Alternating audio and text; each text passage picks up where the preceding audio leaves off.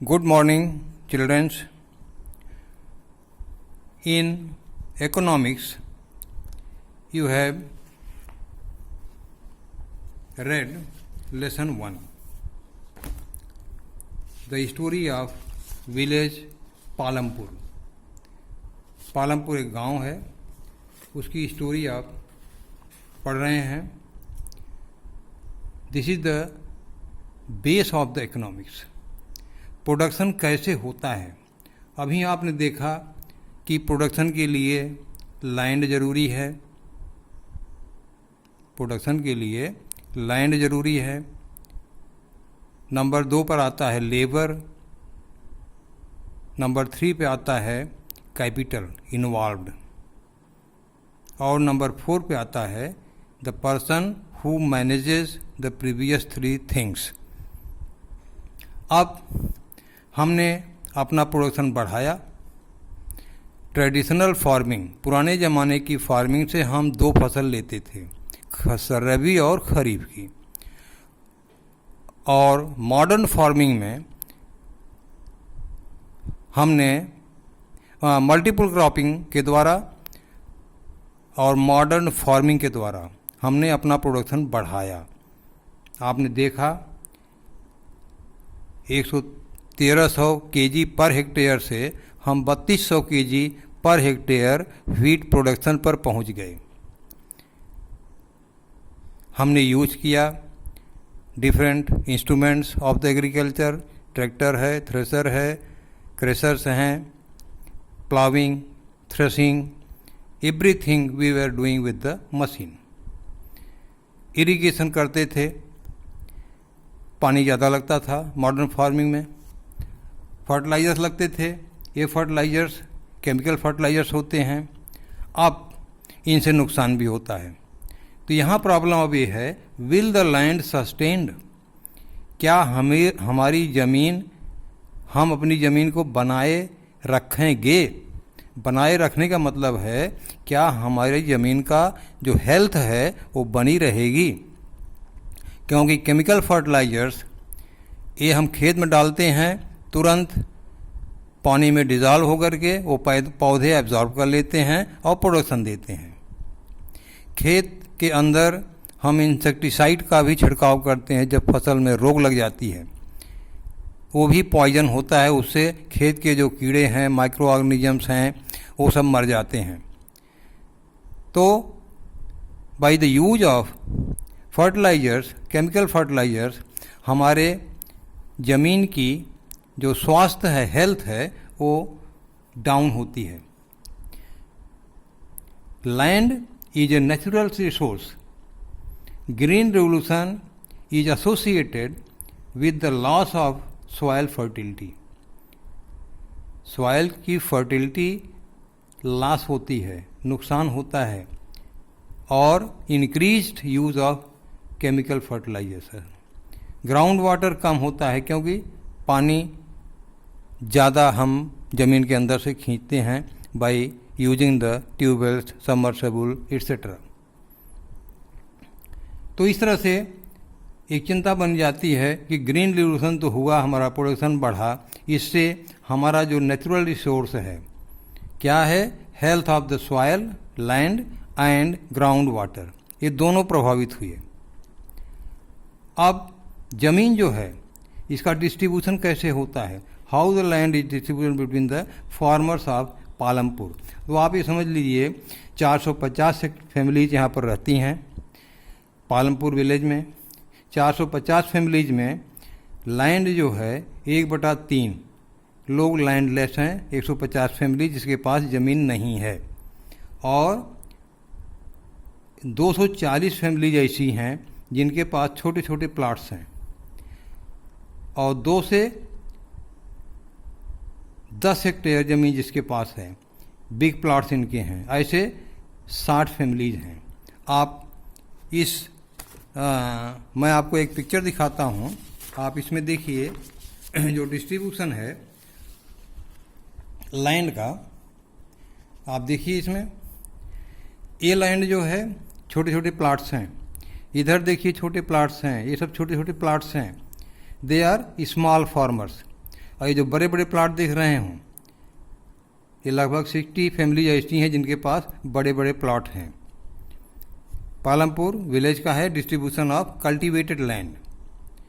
तो इस तरह से हम ये देखते हैं कि जिनके पास ज़मीन नहीं है या जो छोटे किसान हैं, जो भी पैदा कर रहे हैं छोटे किसान, उनके खाने भर का नहीं हो रहा है, इसलिए उन्हें मजदूरी की ज़रूरत पड़ती है। तो हमें लेबर जो है, who will provide the labour, labour कहाँ से मिलेंगे? या तो लैंडलेस फैमिलीज मिलेंगे या तो स्मॉल प्लॉट होल्डर जो फैमिलीज हैं उनसे मिलेंगे। और ये लेबर जो हैं वेजेस पे काम करते हैं, डेली वेज हुआ, मंथली वेज हुआ, एनुअल बेसिस पर होता है। उनका कॉन्ट्रैक्ट हो जाता है कि आपको कब से कब तक काम करना है। क्रॉप टू क्रॉप फसल का हो जाता है। फार्म एक्टिविटी जो होती है, थ्रेसिंग है, प्लाविंग है, गवर्नमेंट ने 300 रुपया पर डे फिक्स कर दिया है कि लेबर को 300 रुपया पर डे के हिसाब से दिया जाए। ये आंकड़ा है 2017 का। अब डाला और रामकली, ये दो लोग हैं जिनके पास ज़मीन नहीं है। इनको केवल 160 रुपया पर डे मिलता है, क्योंकि लेबर्स में भी कंपटीशन है। गांव में काम ज़्यादा नहीं है, तो लेबर को रोज़ काम मिले, इसलिए वो भी समझौता कर लेते हैं, चलो 160 तो मिलेगा। और अगर गांव में काम नहीं मिल रहा है तो 850 फैमिलीज में से 250 पुरुष ये माइग्रेट कर जाते हैं टू दी अदर स्टेट्स कमाने के लिए। तो ये माइग्रेशन क्यों होता है? Why migration? क्योंकि जहाँ पर वो रह रहे हैं वहाँ उन्हें काम नहीं मिल रहा है, उनका खर्चा नहीं चल रहा है, इसलिए वो माइग्रेट करते हैं टू द अदर स्टेट्स। तो लेबर की ये हुआ। अब इसमें capital needed for the farming. Farming के लिए हमें कैपिटल चाहिए। Capital, modern farming method requires capital more than traditional farming. पहले जो हमारी खेती होती थी परंपरागत, ट्रेडिशनल फार्मिंग का मतलब हुआ परंपरागत, उसमें हमारे पैसे कम खर्च होते थे, हमारी कैपिटल पूंजी कम लगती थी। लेकिन मॉडर्न फार्मिंग में हमें खेत जुताना है ट्रैक्टर से, हमें फर्टिलाइज़र ला के डालना है, हमें थ्रेसिंग करानी है, तो ये सब में कैपिटल लगता है। तो कैपिटल किसान के पास होगा तभी वो कर पाएगा। सविता और राजपाल ये फार्मर हैं, राजपाल बड़ा फार्मर है, सविता छोटी है। अब इसको खेत की बुआई करनी है, जिसके पास पैसा नहीं है। अब ये क्या करेगी? गेहूँ कैसे बोएगी? हाइब्रिड वैरायटी की गेहूँ खरीदना है दुकान से, कहाँ से पैसा पाएगी? फर्टिलाइज़र भी देना है, ट्रैक्टर से खेत जोताना है, उसका पैसा देना है, कहाँ से लेगी ये? तो गांव के बड़े लोगों से ये लोन लेती है और ये भी इनको ठगते हैं। कहते हैं ठीक है मैं लोन दूंगा 24% पे, साल का 24%। अब इसके बदले इससे एग्रीमेंट भी करते हैं, तुम्हें कटाई के समय जब गेहूं की कटाई होती है तुम्हें काम करना है और 150 रुपये पर डे पर, तो उसकी मजबूरी हो मान भी जाती है। तो इस तरह की सब दिक्कतें आती हैं। अब जब प्रोडक्शन होता है, पैदावार होती है, तो पैदावार को हम सेल करते हैं। सेल करने के लिए जो बड़े किसान हैं, हम एक पिक्चर आपको दिखा दें यहाँ पर, आप देखिए, दिस इज द पिक्चर। इसमें work on the field, field पे जो काम होता है, व्हीट क्रॉप है। यहाँ आप देखिए बुलक, प्लाविंग बाई बुलक। यहाँ देखिए इंसेक्टिसाइड का छिड़काव हाथ से कर रहा है, हाथ से कर रहा है। यहाँ पर देखिए सोइंग, बोवाई, ये आदमी कर रहे हैं। तो ये क्या हुआ? ट्रेडिशनल मेथड हुआ, हमारी परंपरागत। जब मॉडर्न फार्मिंग होती है, यहाँ देखिए स्प्रे कर रहा है, ये लगा करके पीठ पर, ये मशीन से कर रहा है छिड़काव। यहाँ ट्रैक्टर से हम खेत की जुताई करते हैं, थ्रेसिंग करते हैं, प्लाविंग करते हैं। यहाँ थ्रेसिंग पहले कैसे होती थी? बैलों से होती थी, बुलक से होती थी। तो ट्रेडिशनल फार्मिंग और मॉडर्न फार्मिंग में ये अंतर होता है। तो इस तरह से जब सेल होता है, इसमें सेल के लिए हम आपको दिखा दें, एक आपको चार्ट हम दिखा रहे हैं, आप ध्यान से देखिए इस चार्ट को।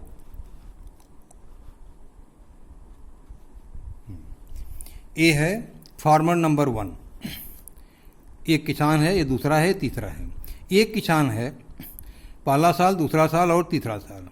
ये प्रोडक्शन है, कंजम्पशन है, कितना यूज करता है, सरप्लस कितना होता है, capital for the next year. अब यहाँ पर आप देखिए, इसने फर्स्ट ईयर में प्रोडक्शन, कॉलम 1 है, 100 प्रोडक्शन है, 100 केजी मान लीजिए। कंजम्पशन उसका कितना है? 40 केजी, साल भर का 40 केजी सब को कंजम्पशन है। बचा कितना? 60 सरप्लस हुआ। अब ये 60 जो है, जो अगली साल गेहूं बोएगा, तो यही जो इसका सरप्लस प्रोडक्शन बचा हुआ है, इसी को लगाएगा ये।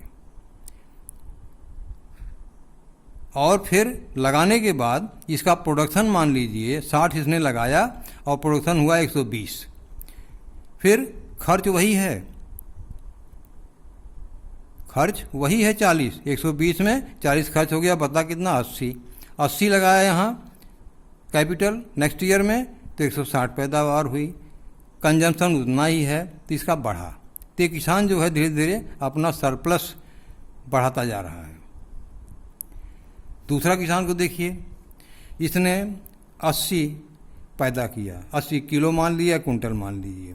इसका साल कंजम्पशन 40 है, वही है, सेम चीज़, कंजम्पशन तो उतना ही है सभी का।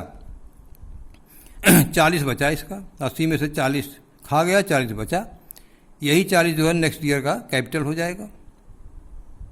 अब इस 40 से मान ली प्रोडक्शन इसका डबल होता है, 80, फिर 40 खर्च होगा, 40 बचेगा। फिर ये जहाँ है बस हैंड टू माउथ रहेगा, 80 लगाया, 40 खाया, 40 बचा, ये चलता रहेगा, ये भी चलता रहेगा। अब थर्ड को देखिए, इसकी पैदावार 60 है, 40 खा गया, बचा 20, अब 20 इसमें लगाएगा, अब 20 लगाएगा तो प्रोडक्शन इसका दूना होगा, 40 हुआ, अब 40 खा गया। अब अगली साल गेहूं बोने के लिए इसके पास सरप्लस कहाँ है? कहाँ से कैपिटल लगाएगा? ये कैपिटल नहीं लगाएगा, प्रोडक्शन कहाँ से होगा? तो ये मजबूरी किसानों के साथ होती है। बात आप समझ गए? ये तो ठीक है, बचा ले रहा है, ये भी हैंड टू माउथ है, लेकिन एक किसान जो है, इसकी खेती तो बंद हो जाएगी जब इसके पास पूंजी ही नहीं रहेगी। कहाँ से फर्टिलाइज़र लाएगा, कहाँ से हाइब्रिड बीज लाएगा, कहाँ से खेत की प्लाविंग कराएगा ट्रैक्टर से, थ्रेसिंग कहाँ से कराएगा? प्रोडक्शन तो बाद में होता है। तो ये चीज़ें हैं। तो sale of surplus farm product हमने आपको दिखाया कैसे होता है। अब नेक्स्ट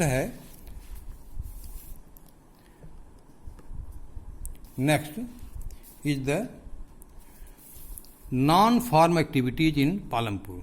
पालमपुर में खेती के अलावा भी लोग काम करते हैं। लगभग 25% पीपुल्स इंगेज होते हैं सच एक्टिविटी में, 25% जैसे डेयरी का प्रोडक्ट है, काउज बफेलो पाल लिया, उनको खिलाने के लिए ज्वार बाजरा हमने बो दिया, और कलेक्शन सेंटर कुछ लोग खोल लिए। राजगंज जो पड़ोस का गांव है, थोड़ा बड़ा गांव है, वहाँ पर दूध का कलेक्शन होता है। और इस तरह से भैंस गाय अगर आपको लेना है तो गवर्नमेंट लोन भी देती है।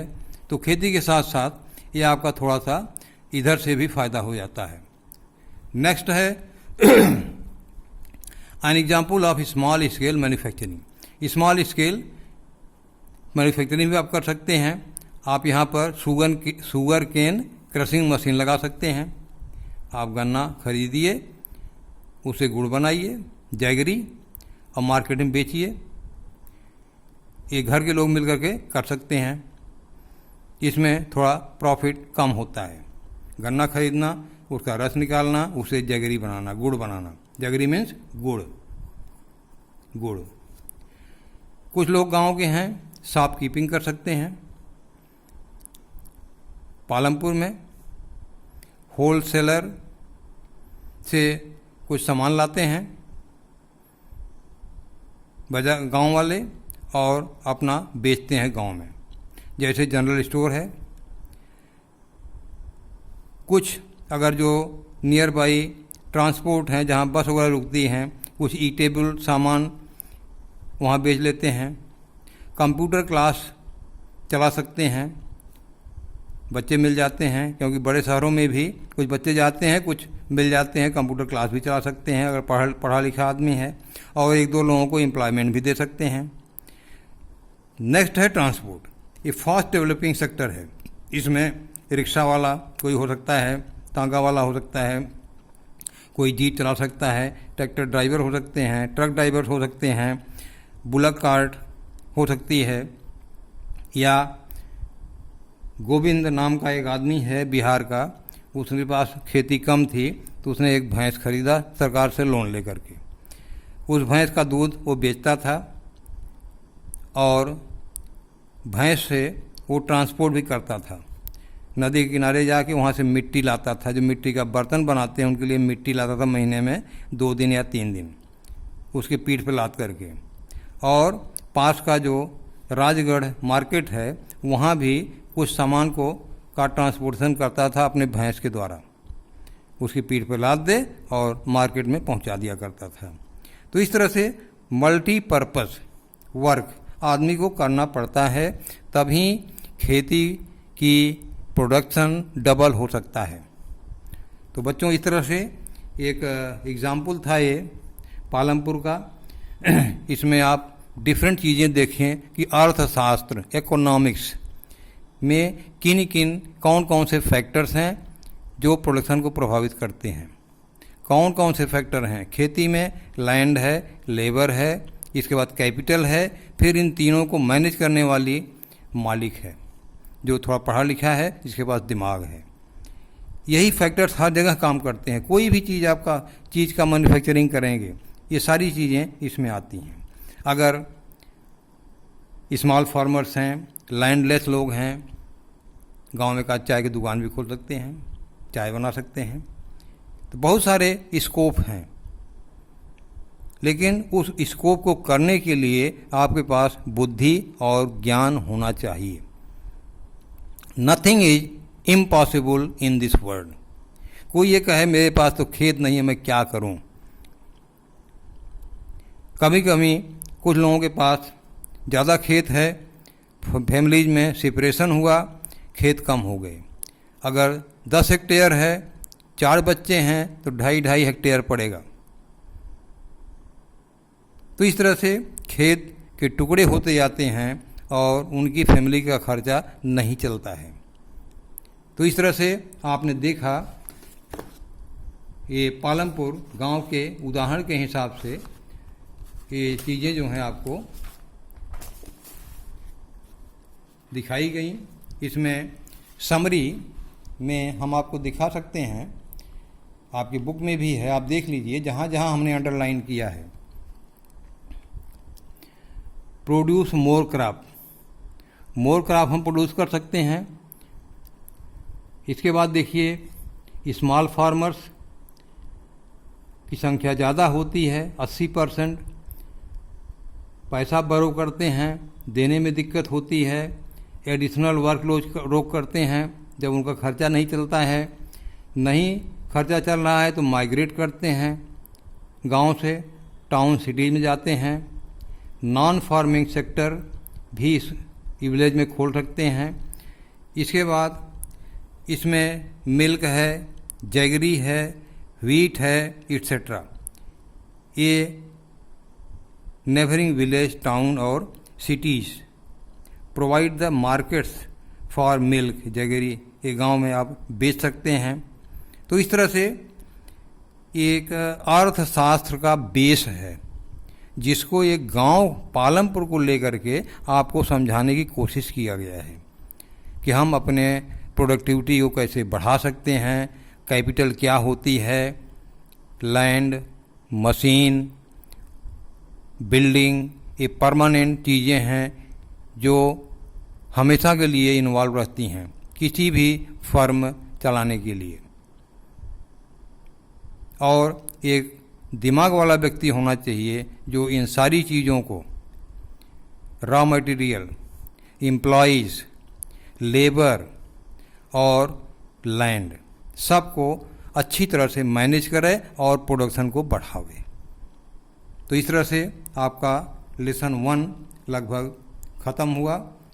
इसको आप अपनी बुक से पढ़ करके इसका नोट बना लीजिएगा, ये क्रम से कैसे कैसे होते हैं, कौन कौन से फैक्टर हैं, प्रोडक्शन कैसे बढ़ाएंगे, मल्टीपल क्रॉपिंग क्या होती है, मॉडर्न फार्मिंग क्या होती है, ये सारी चीज़ें आप अच्छी तरह से समझ करके कॉपी में नोट कर लीजिए। इसमें कुछ क्वेश्चन आंसर्स हैं, उसको हम बाद में बताएंगे।